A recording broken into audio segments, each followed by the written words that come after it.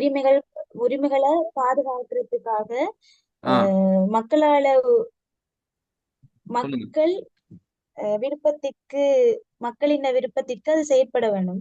அது ஆ லொக் சொல்லியிருக்க. அடுத்தது கால் மார்க்ஸ் வந்து அஹ் அஹ் இது வந்து இதனால வர்க்கம் ஏற்படுது. ம் அதனால இது வந்து அஹ் உகந்ததல்ல. இது அரசு வந்து சமூகத்தில் உள்ள சொல்லுங்க. ஆளும் வர்க்க கருவியாக காணப்படுது என்று குறிப்பிட்டிருக்கிறார். ஆ மேக்ஸ் பேப்பர் வந்து அஹ், அதிகாரத்தை பலாத்கார அதிகாரத்தை பயன்படுத்தும் வெளிப்படையாக மக்களுக்கு பயன்படுத்தும் ஒரு சமூக அமைப்பு மேக்ஸ் பேப்பர் குறிப்பிட்டிருக்கிறார். ஆ இதெல்லாம் இதுல உள்ளடக்கம். ஆ சரி. போதும். இதை நீங்க பார்த்தா சொல்றீங்க. இல்ல சார், ஆ நானா அல்ஹம்துலில்லாஹ். நல்ல. ஞாபகம் வச்சு சொல்றேன். சரி. அப்ப நாங்க சொன்ன அந்த கதையை வச்சு நீங்க இதை விளங்கி கொண்டீங்க, அப்படியா? ஆமாம் சார். சரி. நன்றி. உண்மையிலே ஃபர்ஸ்ட் டைம் சில டைம்ல இந்த ஜூம்ல பேசும்போது இப்படித்தான் ஆரம்பத்தில் இருக்கும். ஆனா நாங்கள் நிறைய வாய்ப்புகள் தருவோம். இப்படி நாங்க நீங்க எனக்கு இப்படி எத்தி வைக்கும்போது இது உங்களுக்கு இன்னும் மெமரியில் ஆழமா பதியும். இது ஒரு மெமரி டெக்னிக்.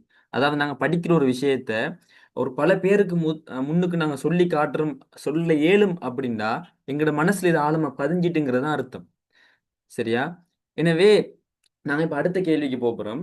ஆனா நாங்க இன்றைக்கு கொஞ்சம் வித்தியாசமா படிக்க போறோம். முதலாவது, ஆஹ், நாங்க வந்து இன்றைக்கு பார்க்க போற கேள்வி 2020ஆம் ஆண்டு வந்த அரசு பத்தின ஒரு கேள்வி. அந்த கேள்வி என்ன அப்படின்னா, அரசிட கூறுகள், அரசிட கூறுகளை பத்தினதான் கேள்வி. அதாவது நவீன அரசுங்கிறது 4 பிரதான அங்கங்களை கொண்டிருக்குது, அவற்றை விளக்குங்க அப்படின்னு ஒரு கேள்வி கேட்டிருக்கிறாங்க. அந்த கேள்விக்கான விடையைத்தான் இன்றைக்கு தயார்படுத்த போறோம். எனவே நீங்க எல்லாரும் உங்களோட பாஸ் பேப்பரை உங்களுக்கு முன்னுக்கு வச்சு கொள்ளுங்க. பாஸ் பேப்பரை முன்னுக்கு வச்சு கொள்ளுங்க. அதுல விடையை நீங்க இப்ப பாருங்க. அல்லது நான் வாட்ஸ்அப்ல சிலவங்களுக்கு விடையை அனுப்பியிருக்கிறேன். வாட்ஸ்அப்ல குரூப்ல விடையை போட்டிருக்கிறேன். ஸ்கிரீன்ஷாட் அடிச்சு போட்டிருக்கிறேன். அந்த விடையை பாருங்க. இப்ப நீ அதை வச்சுதான் நாங்க படிக்க போறோம். இன்னைக்கு நாங்க படிக்க போற மெத்தட் வந்து கொஞ்சம் வித்தியாசமானது. அதாவது ஸ்டோரி மெத்தட் தான் நாங்க படிக்க போறோம். மெமரி டெக்னிக்ல 32 வகையான மெமரி டெக்னிக் இருக்குது. பேரை பாடமாக்குறது கொண்டு இருக்குது, ஆண்ட பாடமாக்குறது கொண்டு இருக்குது, அறிஞர்களோட பேரை பாடமாக்குறது இருக்குது, கட்டுரை வினாக்களை பாடமாக்குறது நிறைய இருக்குது. நாங்க நேற்று பார்த்த ஸ்டோரி மெத்தட், இன்றைக்கு பார்க்க போறதும் ஸ்டோரி மெத்தட் தான். நாங்க இனி வரும் காலங்களில் வேற வேற முறைகளை பயன்படுத்தி நாங்க படிப்போம். சரியா? முதலாவது முதலாவது நாங்க இன்றைக்கு இப்ப பார்க்க போறது, அஹ், நீங்க என்ன செய்யுங்க, உங்களோட பாஸ் பேப்பர் எடுத்துட்டீங்க. உங்களோட பாஸ் பேப்பர் எடுத்துட்டீங்க. நீங்க இப்ப விடையை பார்த்து கொண்டிருக்கிறீங்க. சரியா? விடையை பார்த்து கொண்டிருக்கிறீங்க. நான் என்ன செய்ய போறேன் அப்படின்னா, நான் டெஸ்ட்டுக்கு இருக்கிற அந்த அறிமுகத்துக்கு கீழே இருக்கிற உள்ளடக்கத்தில் இருக்கிற முதல் பந்தி என்ன செய்ய போறேன், விளங்கப்படுத்த போறேன். சரி. எனக்கு இப்ப செட்ல போடுங்க. செட்ல போடுங்க. எல்லாரும் விடையை பார்த்து கொண்டிருக்கிறீங்களா? எல்லாரும் விடையை பார்த்து கொண்டிருக்கிறீங்களா? 2020ஆம் ஆண்டு வந்த நினைக்கிறேன் 2வது கேள்வின்னு நினைக்கிறேன். ஆஹ், நவீன ஆள்புல அரசு 4 பிரதான அங்கங்களின் மூலம் ஒழுங்கமைக்கப்பட்டுள்ளது, அவற்றை விளக்குக. விடையை பார்த்து கொண்டிருக்கிறீங்களா? நிறைய பேர் விடையை பார்த்து கொண்டிருக்கிறீங்க. சரி. இப்ப அறிமுகத்தை விடுங்க. அறிமுகம் எப்படி எழுதுறங்க நான் பிறகு சொல்றேன். உள்ளடக்கத்தை வச்சுதான் அறிமுகம் எழுதுறது. அதை விடுங்க. இப்ப உள்ளடக்கத்துல முதலாவது பந்தியை பாருங்க. முதலாவது பந்தியை பாருங்க. அது எதை பத்தி பேசுதுன்னா, தோற்றத்தை பத்தி பேசுது. இந்த நவீன ஆள்புல அரசுங்கிறதுல தோற்றத்தை பத்தி பேசுது. நவீன ஆள்புல அரசுங்கிறதுல தோற்றத்தை பத்தி பேசுது. என்ன சொல்லுது? இந்த நவீன ஆள்புல அரசுங்கிறது எப்படி தோன்றினுச்சுண்டா, ஆரம்ப காலத்துல பிரான்சிய புரட்சின்னு ஒண்ணு நடந்துச்சு. பிரான்சிய புரட்சின்னா என்ன? பிரான்ஸ் நாட்டுல மன்னர்கள் தான் மக்களை ஆட்சி செஞ்சு கொண்டு இருந்தாங்க. எனவே மன்னர்களுக்கு அவங்க இந்த சுதந்திரத்தையும் கொடுக்கல. மக்களுக்கு அடிச்சாங்க. மக்களோட சுதந்திரங்களை பறிச்சாங்க. உரிமையை கூட கொடுக்கல.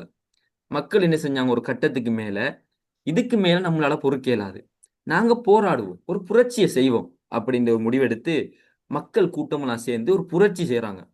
அந்த புரட்சிக்கு பின்னால அவங்க அந்த மன்னனெல்லாம் துரத்தி விட்டுட்டு அவங்க ஆட்சி எடுக்கிறாங்க.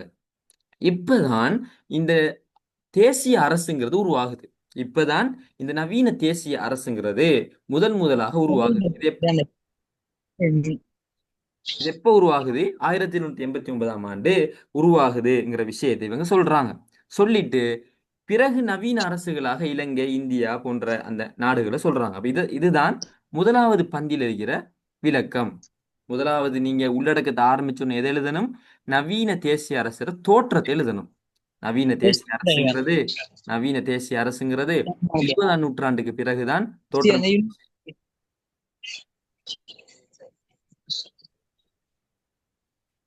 மைக் வந்து தெரியாம ஒன் பண்ணப்பட்டிருக்கீங்க, கொஞ்சம் ஆஃப் பண்ணுங்க. அதாவது ஆரம்பத்துல கலந்துரையாடல் என்ன சொல்றாங்க? இந்த நவீன தேசிய அரசோட தோற்றத்தை பத்தி சொல்றாங்க. நவீன தேசிய அரசோட தோற்றத்தை பத்தி சொல்றாங்க. இது 20ஆம் நூற்றாண்டுல தான் இந்த நவீன தேசிய அரசுங்கிறது தோற்றம் பெற்றுச்சு. இது பிரான்ஸ்ல இந்த பிரான்சிய புரட்சி நடந்துச்சு. அந்த காலத்துல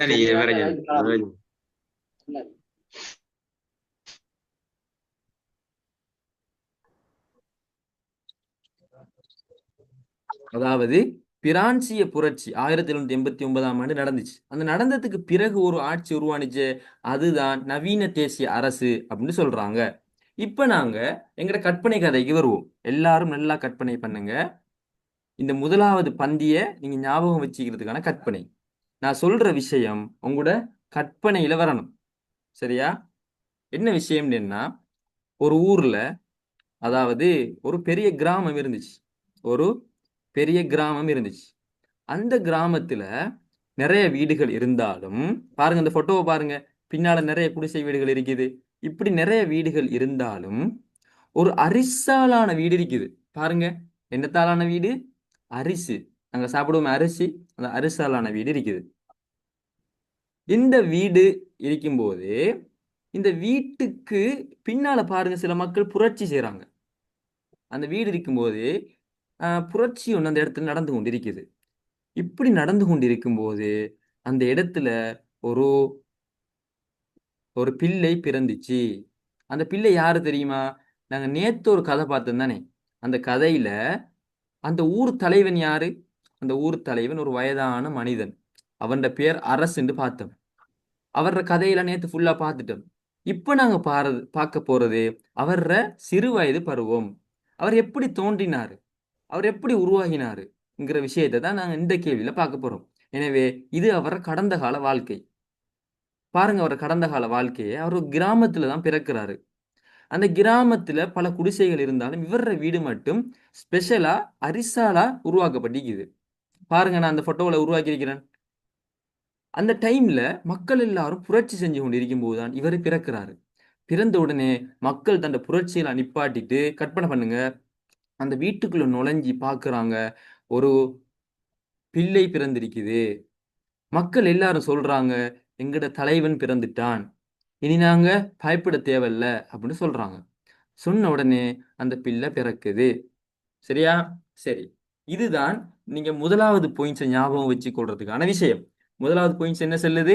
அரசுங்கிறது 1789ஆம் ஆண்டு நடந்த பிரான்சிய புரட்சிக்கு பின்னர் ஏற்பட்டுச்சே ஒரு அரசு, அதுதான் நவீன தேசிய அரசு.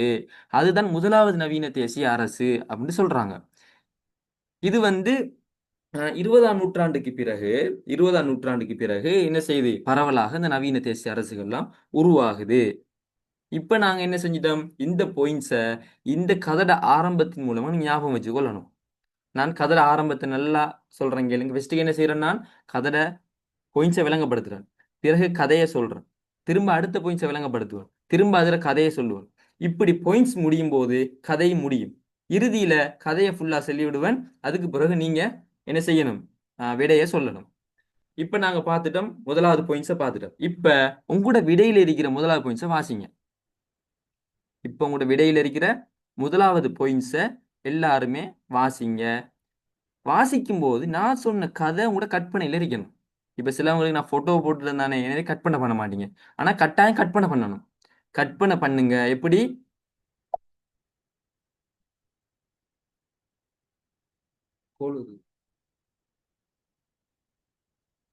கற்பனை பண்ணுங்க. நான் ஃபர்ஸ்ட்டுக்கு சொன்ன கதையை அந்த ஒரு ஊர் இருக்குது, புரட்சி நடக்குது, என்ன செய்றாங்க, அந்த பிள்ளை பிறக்குது. அந்த கற்பனையோடையே அந்த நோட்ஸை வாசிங்க, வாசிச்சு அதை விளங்குங்க, விளங்கி இந்த கற்பனையோட அதை தொடர்பு படுத்துங்க, படுத்தி உங்க மைண்ட்ல வைங்க. உண்மையிலே இந்த ப்ரோசஸ் கடுமையான கஷ்டம். இப்படி கஷ்டப்பட்டு நாங்கள் இதை அந்த கற்பனை கதையோட இணைச்சு எடுத்துட்டோம் அப்படின்னா அது மறக்காது, எக்ஸாம் எழுதும் வரைக்கும் மறக்காது. நான் சொல்ற மாதிரி மீட்டினீங்கண்டா. எனவே ட்ரை பண்ணி பார்த்துட்டு இப்போ எனக்கு சொல்லுங்க, இப்போ எனக்கு சொல்லுங்க. பேப்பரை ஸ்க்ரீன்ல போடுங்க அப்படின்னு சொல்றீங்க. நான் வந்து இந்த சரி கொஞ்சம் நீங்க ட்ரை பண்ணி பார்க்கணும்.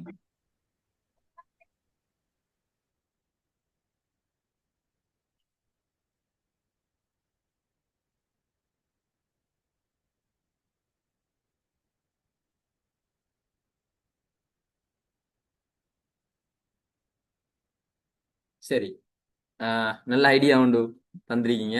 ஜஸாக்குமுல்லாஹ் ஹைர். இதுல வந்து முதலாவது கலந்துரையாடல் என்ன இருக்குது.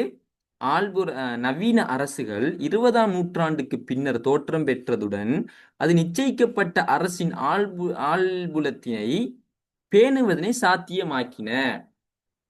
என்னையாம், இந்த நவீன அரசுகள் வந்து 20ஆம் நூற்றாண்டுக்கு பின்னர் தோற்றம் பெற்றுச்சாம். பெற்றது மட்டும் இல்லாம அவங்களுக்கு ஒரு தனி எல்லையை உருவாக்கினாங்களாம். அப்ப என்ன, இதுல விளக்கம் வந்து என்னன்னு பின்னுக்கு இருக்குது. அதனால நான் இதுல விளக்கம் உங்களுக்கு சொல்லல. அதுல ஒவ்வொரு விளக்கத்தையும் நாங்க பின்னால அடுத்தடுத்த பாயிண்ட்ஸ்ல இருக்குது. கொஞ்சம் இருங்க புள்ளைய, ட்ரெயின் ஒன்று போகுது. ஒரு 1 மினிட் வெயிட் பண்ணுங்க.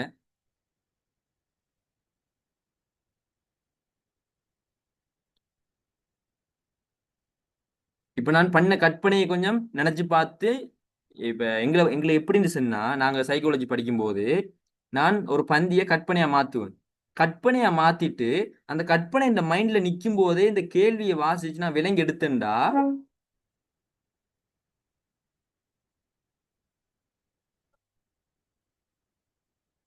கொஞ்சம் நீங்க ட்ரெயின் போகட்டும்.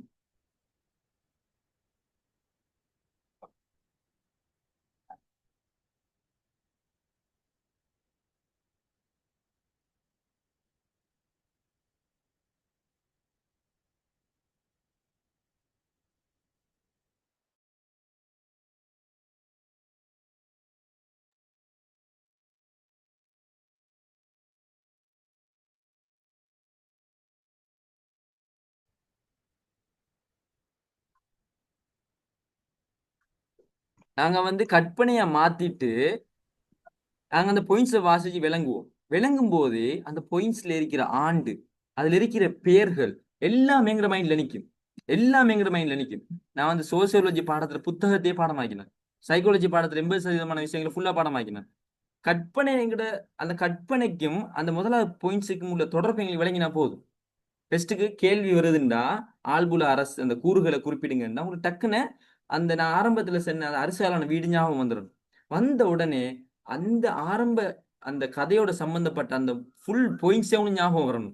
இது வந்து 20ஆம் நூற்றாண்டுல ஆரம்பிக்கப்பட்டுச்சு, ஆரம்பிக்கப்பட்ட உடனே அதுக்கான ஒரு நிச்சயமான ஆள்புலம் உருவாக்கப்பட்டுட்டு, அதே போல இது பிரான்சிய புரட்சிக்கு பின்னர் தான் அதுல முதலாவது நவீன அரசு தோற்றம் பெற்றுச்சு.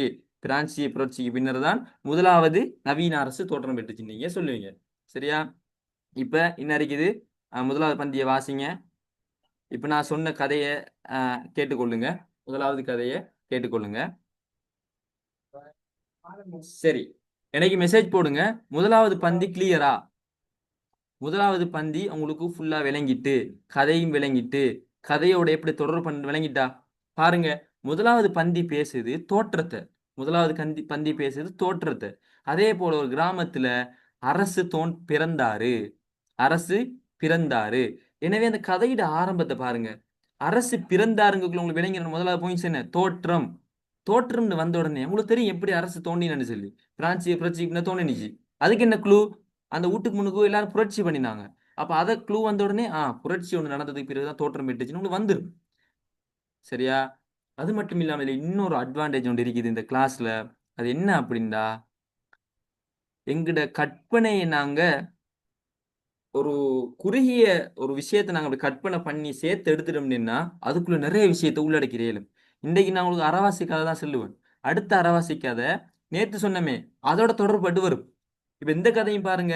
அவரு ஒரு வளர்ந்த ஆளாயினத்து போற ஒரு கதையத்தை நேத்து பார்த்தோம். இன்றைக்கு நாங்க பார்க்கிறது அவர சிறுபராயம். அவர் எப்படி பிறந்தாரு, உருவானாரு, அதுதான் கேள்வியும். எப்படி அரசு உருவானுச்சு, அரசோட மூலக்கூறுகள் என்ன, அதுதான் கேள்வி.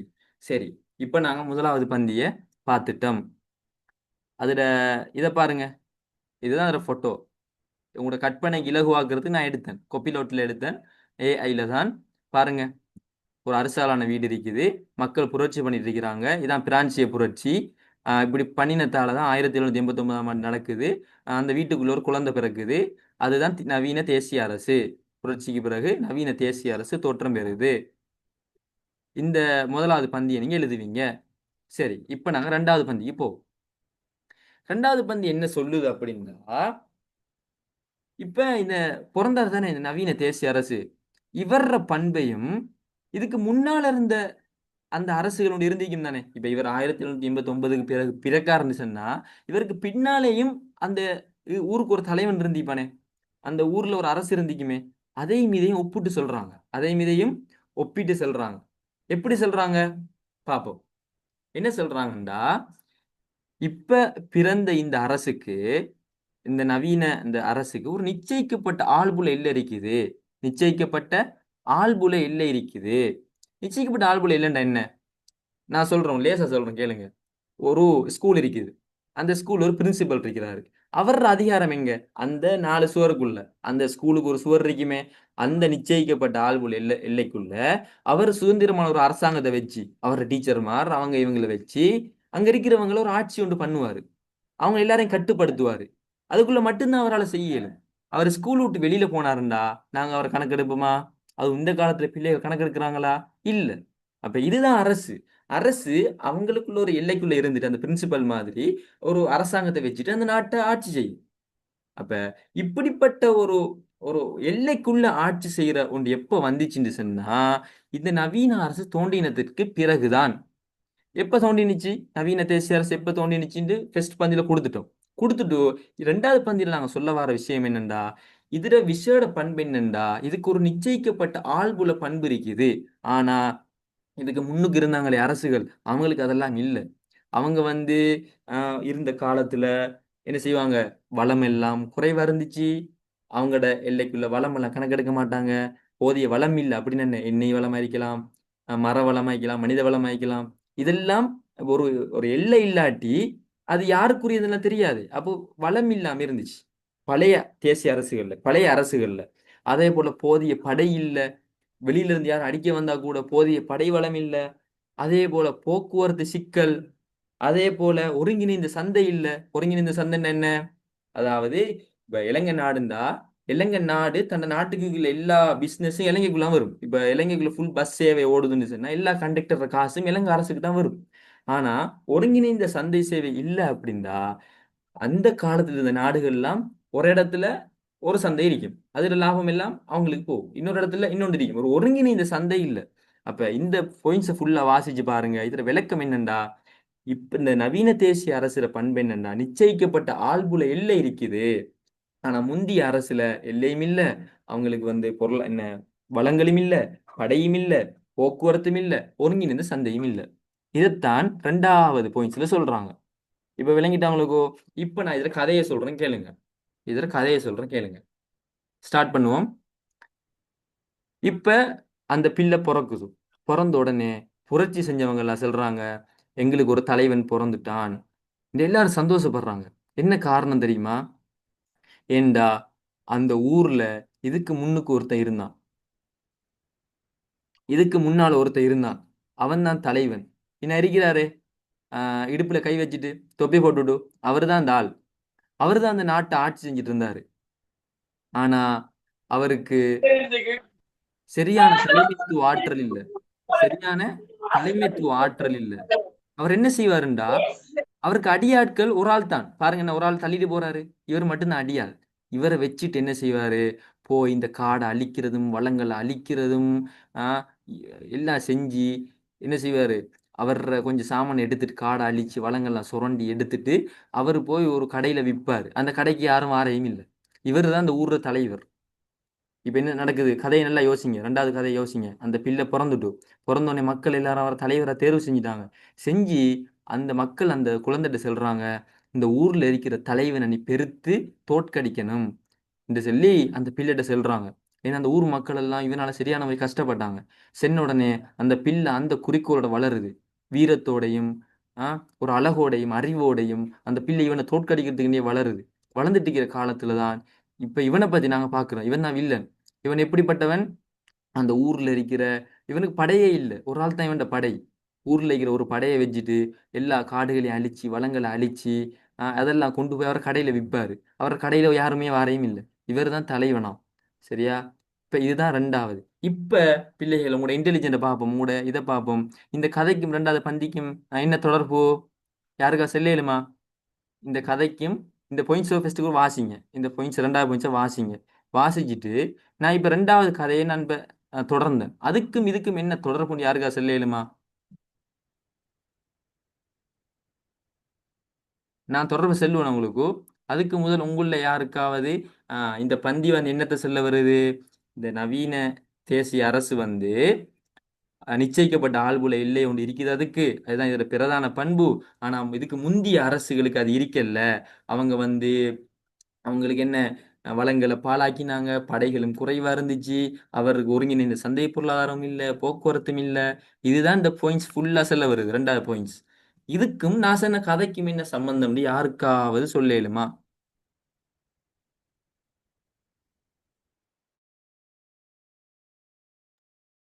சொல்லேலும்னு சொன்னா சொல்லுங்க பாப்பேன். யாருக்கு உங்களுக்கு அந்த இன்டெலிஜென்ஸ் இருக்குது, அப்படி விளங்குது?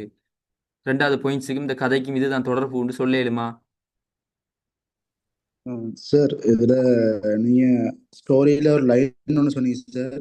அந்த குழந்தை வந்து வளர விதம் சொன்னீங்க, வீரம், இந்த ஓ. தோற்கடிக்கிறதுக்கு வளர்ந்த விதம் சொன்னீங்க, 4 இம்பார்ட்டன்ஸ் பாயிண்ட்ஸ் சொல்லி இதாக்கினீங்க.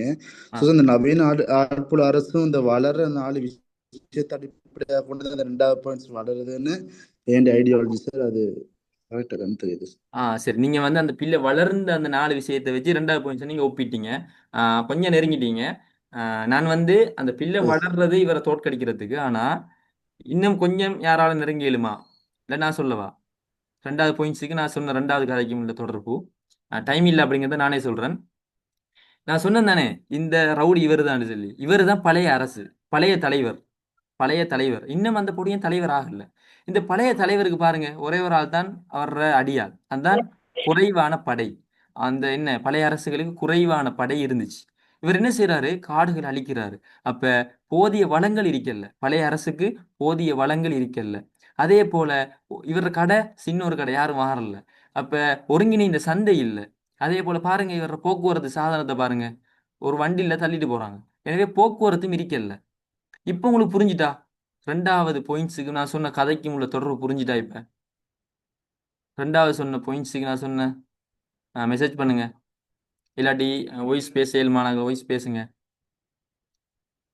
ஆ விளங்கிட்டு, தொடர்பு விளங்கிட்டு. இப்ப இதுல இன்னொரு விஷயம் உங்களுக்கு நடக்குது. பாடமாகிற மட்டுமில்ல, உங்களுக்கு புரிஞ்சு கொள்ள இயலுமா இருக்குது பாருங்க.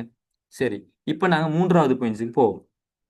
மூன்றாவது பாயிண்ட்ஸ் என்ன செல்லுது அப்படின்னா, இந்த நவீன தேசிய அரசு பண்பை கொஞ்சம் செல்லுது. இந்த நவீன தேசிய அரசு பண்பை கொஞ்சம் சொல்லுது பாருங்க. சரி, பண்புக்கு முதல் ஒரு விஷயத்த பேசுது என்ன? பண்புக்கு முதல் ஒரு விஷயத்த பேசுது என்ன?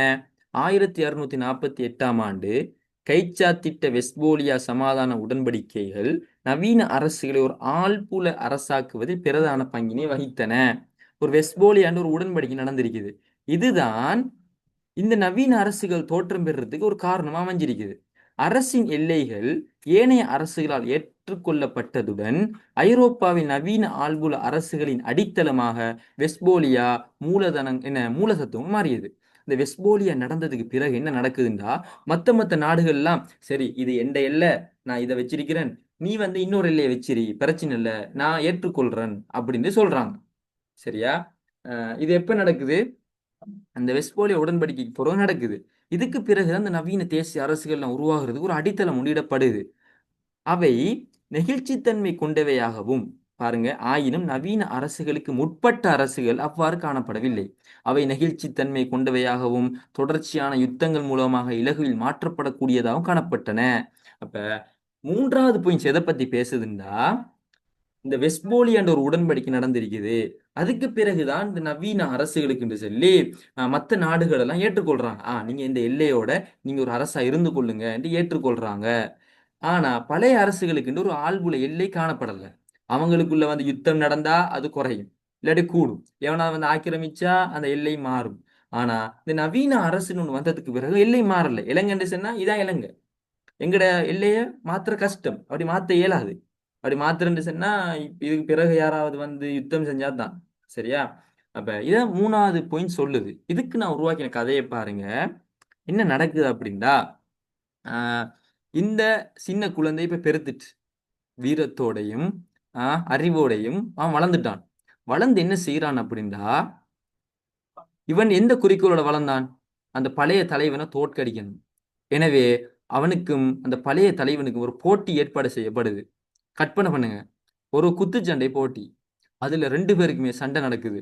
அதுல இந்த பொடியன் வெற்றி கொள்றான். இவர் தோத்துட்டார். பக்கத்துல இடுப்பு கையை வச்சு நிக்கிற பாருங்க, அவர் தோத்துட்டாரு. எனவே மக்கள் எல்லாரும் சேர்ந்து அவருக்கு ஒரு பரிசு கொடுக்குறாங்க. பாருங்க, அந்த பெரியவர் ஒரு பரிசு கொடுக்குறாங்க. அதுதான் வெஸ்ட்போலியா. அந்த பரிசுட பேர் வெஸ்ட்போலியாங்கிற ஒரு டீ மாதிரி இருக்கு என்ன, ஒரு கஞ்சி மாதிரி. எனவே அந்த வெஸ்ட்போலியா டீயை கொடுக்குறாங்க. எதை கொடுக்குறாங்க?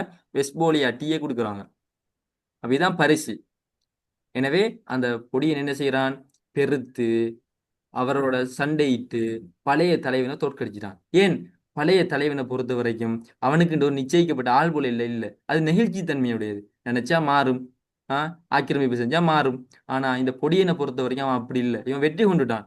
எனவே இவனுக்கு சொல்லி இந்த வெஸ்ட்போலியா டீயை கொடுத்ததுக்கு பிறகு, வெஸ்ட்போலியா உடன்படிக்கை செஞ்சதுக்கு பிறகு அவனுக்கு ஒரு ஆள்புல எல்லை வருது. இப்ப இந்த கதையோட இந்த பாயிண்ட்ஸை டக்குன்னு வாசிச்சு அந்த கதை கற்பனையில நிக்க இந்த பாயிண்ட்ஸை வாசிச்சு விளங்கி அந்த கற்பனையோட இணைச்சி மனசுல பதிய வச்சதுக்கு பிறகு ஓகே அப்படின்னு மெசேஜ் போடுங்க.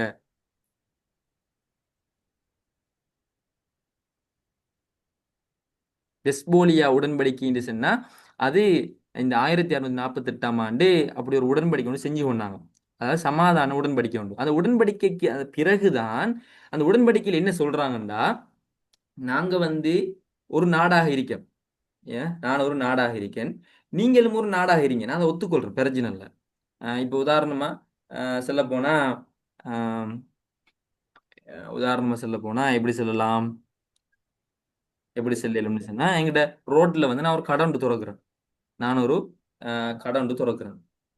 திறக்கிற டைம்ல நான் என் கடை திறக்கிற டைம்ல இன்னொரு ஆள் வந்து என் வீட்டுக்கு பக்கத்துல இன்னொரு கடை திறக்கிறாரு. அப்ப நான் சொல்றேன், நானும் ஒரு கடை திறக்கிறேன், பிரச்சனை இல்ல. நீயும் ஒரு கடை துற, நான் உன் கடையை ஏற்றுக்கொள்றேன். ஆனா நான் விற்கிற சாமான நீ விற்காத. அதாவது இவரு அவர கடையை ஏற்றுக்கொள்றாரு. இதை போல இந்த வெஸ்ட்போலியா உடன்படிக்கை என்ன செஞ்சாங்க? நாங்க வந்து ஒரு எல்லையை கீறி நாங்க ஒரு நாடு அமைச்சு வாழ்றோம். நீ ஒரு எல்லையை கீறினா உண்ட நாட்டை நாங்க ஏற்றுக்கொள்றோம், பிரச்சனை இல்லை. இப்படின்னு ஒரு உடன்படிக்கை செஞ்சதாலதான் என்ன செய்யுது, இந்த நவீன ஆள்புல அரசுகளுக்கு இந்த உடன்படிக்கை தான் அடித்தளம் அமையுது. இந்த உடன்படிக்கையால தான் பிரான்ஸ்ல புரட்சி நடந்ததுக்கு பிறகு அந்த நவீன தேசிய அரசுகள் உருவாகுது. அப்ப அதுக்கு அடித்தளம் இட்டது இந்த விஸ்போலிய உடன்படிக்கை. இதை மூணாவது பாயிண்ட்ஸ்ல சொல்றாங்க.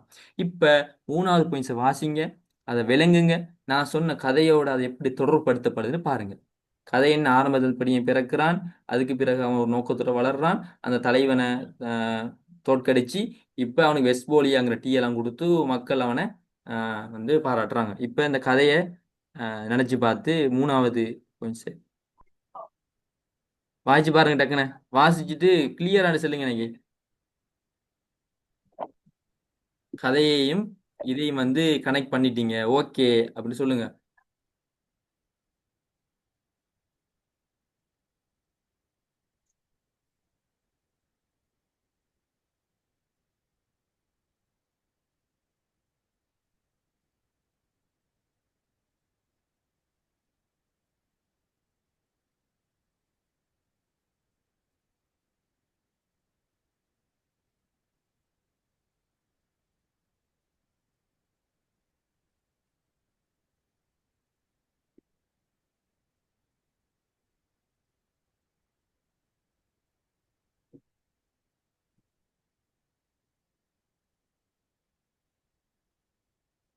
சரி மெசேஜ் போடுங்க.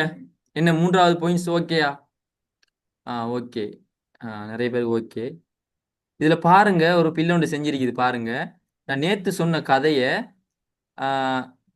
என்ன செஞ்சிருக்கா அப்படின்னா பாருங்க, இப்படி அழகா செஞ்சு அவங்க ஒரு வரைபடம் எல்லாம் கீறி, இங்க பாருங்க வரைபடம் எல்லாம் கீறி அதுல பாயிண்ட்ஸ் அப்படியே கனெக்ட் பண்ணி வச்சிருக்கிறாங்க. எப்ப எங்களோட மூளைக்கு வளைவுகள் பிடிக்கும்.